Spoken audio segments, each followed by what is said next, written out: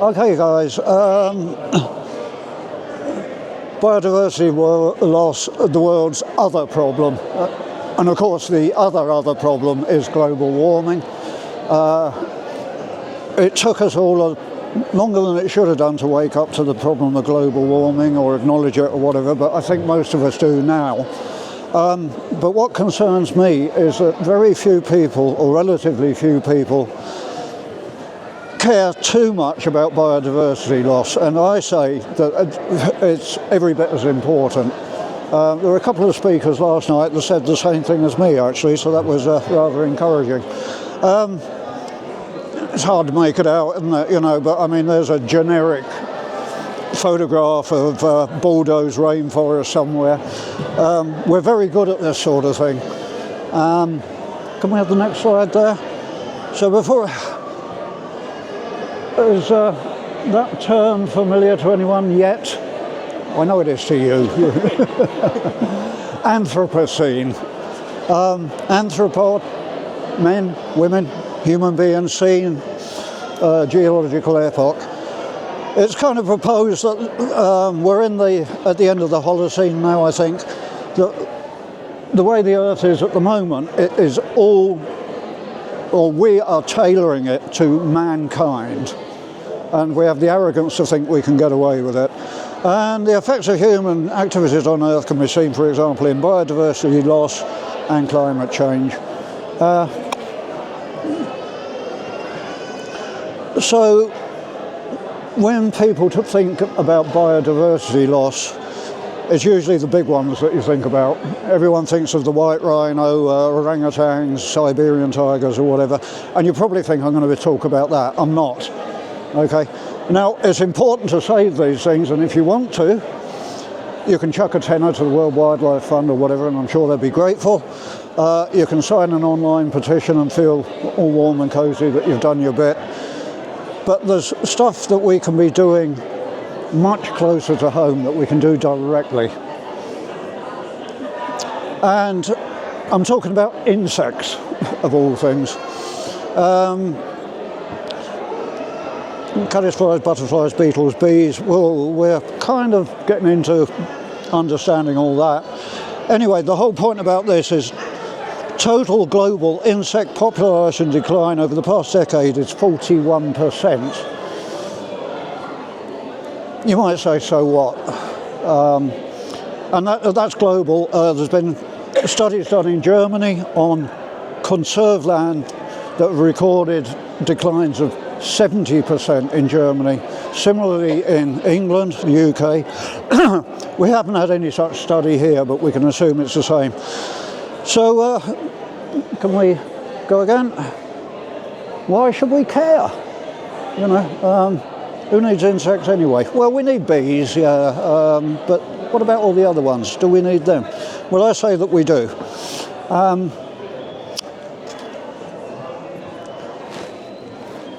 This guy here might possibly have an opinion on all that. Sichuan province in China. They grow a lot of fruit trees, apples, pears, plums, you name it. And over the time, they have used an incredible amount of pesticides, right, in order to produce perfect supermarket quality, unblemished food, right? They've used pesticides. This guy is now at the stage where there are no pollinators, there are literally none, and he is having to hand pollinate this pear tree, I think it is. It really is that serious there. Small children are sent up to the tops of the trees with a little paintbrush. Some of the bigger commercial farms use cherry pickers, you know, to mechanically get up there, but they're having to hand pollinate everything because in order to control and eradicate insects, they've eradicated pollinators. So we've actually become very good at destroying nature. We really, really have. But now we're trying to learn how to undo our mistakes. And the problem is just that. we're all still learning. You know, I'm standing here spouting to you, I'm still learning, you know. And sometimes the advice changes, and then that leaves people confused. And it all depends not only on who you ask, but when you ask them. And I'll give you 2 examples. Wildflower seed mixes and no mow May. Now, people are going to be dismayed to hear me criticise that, but can we have the next slide there? Colourful wildflower mixes. These were all the rage a few years ago. People were putting them in their gardens, local authorities were using them, blah, blah, blah. And it looks fantastic to our eyes. The problem is that these will grow for 1 season. They're supposed to last 2, 3, 4 seasons, but they only really do well for 1 season, and then only for a few short weeks in, say, April, May into June, and then they're pretty much gone, leaving a void and leaving insects, once they're gone, at the end of the towards the end of the year, with very little. You're actually better off, much, much better off with a native wildflower meadow. Yeah, and they really do only last about a year. It's not a problem. The suppliers will sell you some more, right? So, it's one example of how a few years ago we were all doing this, and now we've sort of learnt a bit more and sort of and are moving away. And the next one is no mow May. Now, people would be very surprised, I think, to hear me criticise this, but I'm going to. Huh? You can't hear? Sorry, I'm shouting as loud as I can. Okay. Yeah, people would be very surprised to hear me criticise no mow May. It's very well intentioned. It was started by an organisation in the UK called Plant Life, and it took on. Now, I've 2 problems with it. Everyone thinks, oh right, you know, dandelions, you know, they're important for bees. Yeah, they are. But it shouldn't be no mow May. It should be no mow March, April, and May, if you want to do that, you know. And the other thing is, it's all very well letting your grass grow this tall, and then on the 1st of June getting the mower out and mowing it all down again. You have invited all sorts of insect life into this area, and now you're getting the mower out and you're chopping it all up, right? You're destroying the insects that are in there, you're terminating life cycles. So a much better alternative, I think, is on the next slide. Oh, sorry. And in that no mow May bit, you've got all these insects that sort of come into it. You've got a whole really, really, really complicated web of insects which are at the bottom, well, the flowers are at the bottom of the food chain maybe, and then insects, and then up, blah, blah, blah, right up to the top to owls and raptors and what have you. And you destroy this when you cut a no mow May meadow, right? So,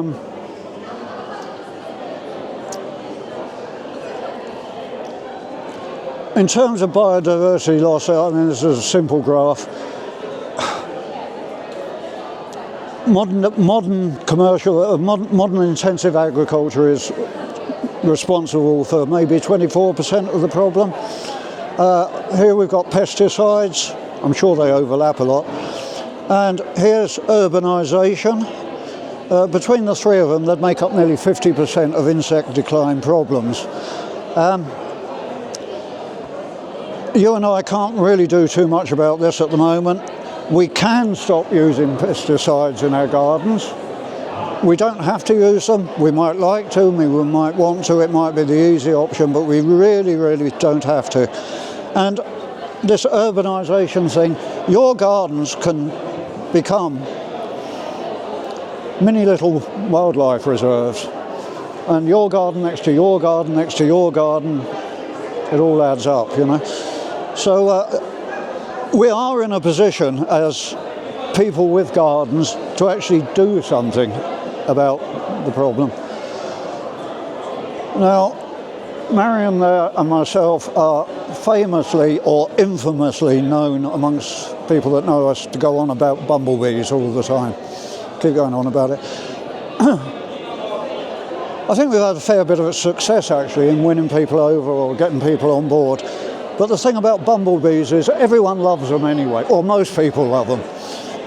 You know, they're fuzzy and furry and they look nice and they pollinate our crops and all the rest of it. So winning people over to bumblebee conservation is a relatively easy win.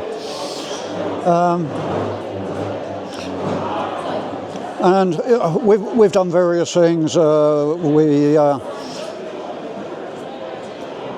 We have a garden in Skerries Mills, or well, we don't have it, but we look after it. And we just make sure it's full of pollinator-friendly plants, which help the bees. That's one thing. Right, this really is terrible, this light. That's one way of going about it. Now, a lot of people say, no, natural is best, and I would agree. Our unnatural flowers, perhaps, are a good stopgap.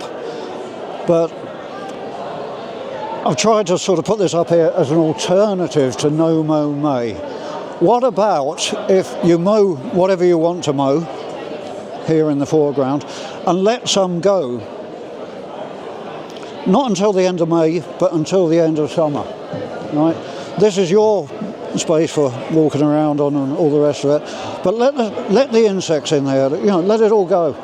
Insects are right at the bottom of the food chain, right? Without the foundation of the food chain, you haven't got the top.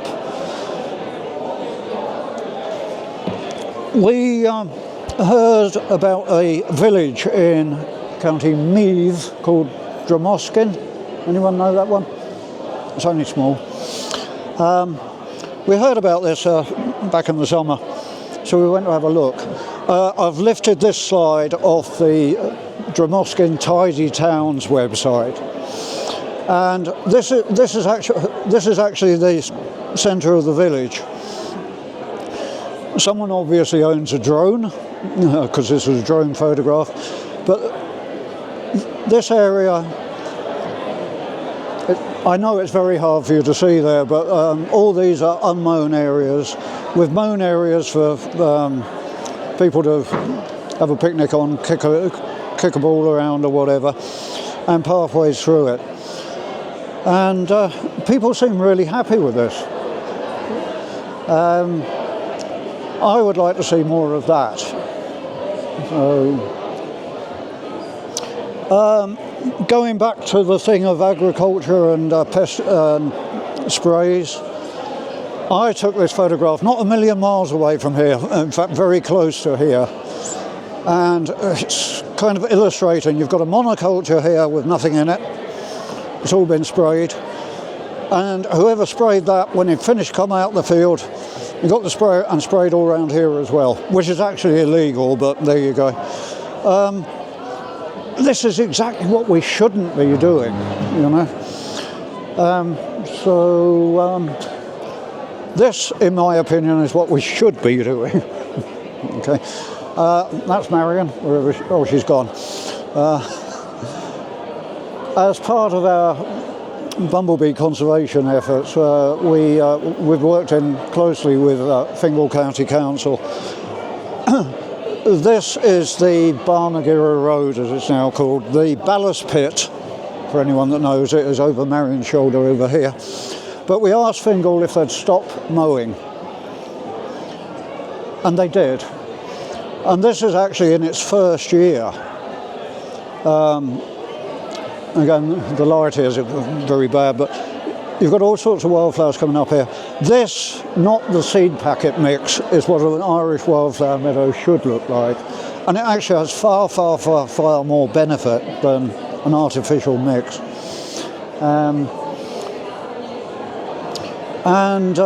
This is a little bit further down the road on the same stretch. The problem is that by this time of year, everything's looking a mess. It looks great in May, April, May, June, and everyone's, yeah, that's good. Now it's all gone to seed. This photograph was taken 3 days, I took this 3 days ago, I think. And this is all cow parsley and whatever, all gone to seed. But this is all feeding. Have a word with Cathal Copeland up there at Birdwatch Ireland. This is all feeding his birds, you know. So this will be cut and lifted and taken away.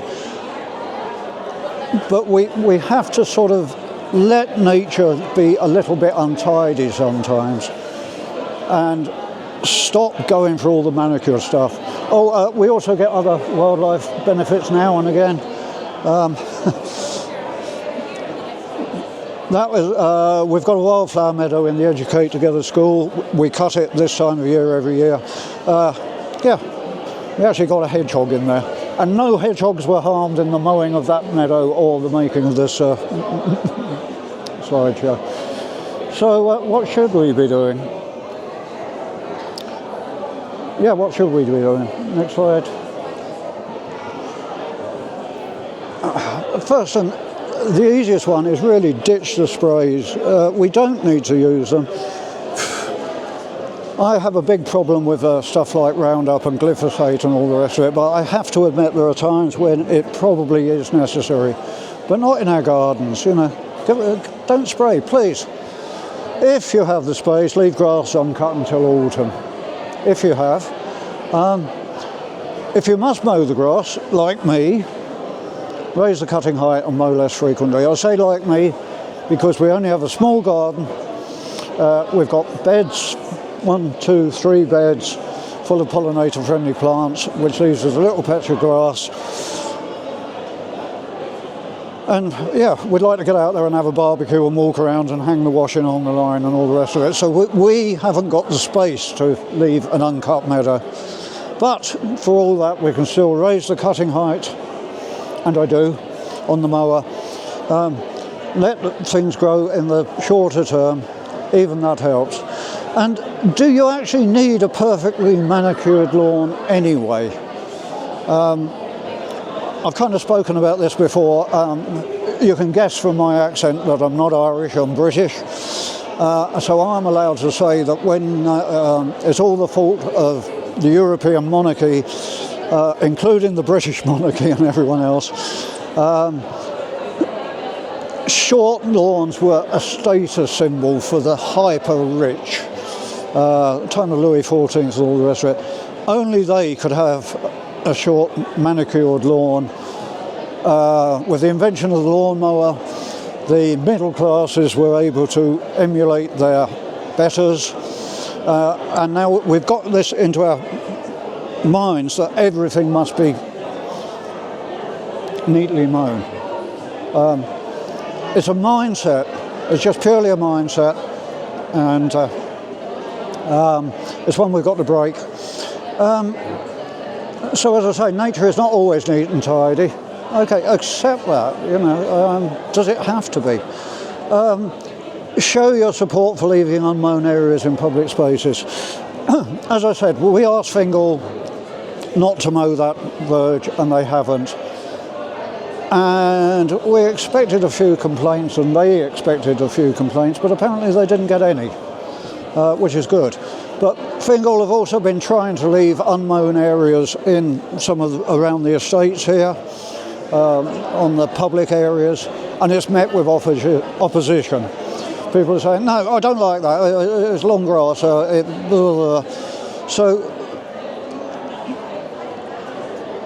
it'll happen, I think, but you know, show your support for that sort of thing. And okay, if you want garden centre plants and herbaceous borders, that's fine. You know, I showed you a picture there of our garden in the Skerries Mills using herbaceous borders and garden centre plants. Yeah, that's okay. You know, that's good. But just choose pollinator-friendly ones if you do. Sorry. Speak loud. I'm trying to speak loud. I can't. And yeah, I mean, don't forget to enjoy the return of wildlife to your garden. I'm sorry if you can't hear me, I'm speaking as loud as I can. But yeah, that's about it. You know, my message is that insects are much, much, much more important than we tend to think or believe. We know very little about them actually, but they are at the bottom of the food chain that supports all of us, and we can actually do stuff in our gardens to help.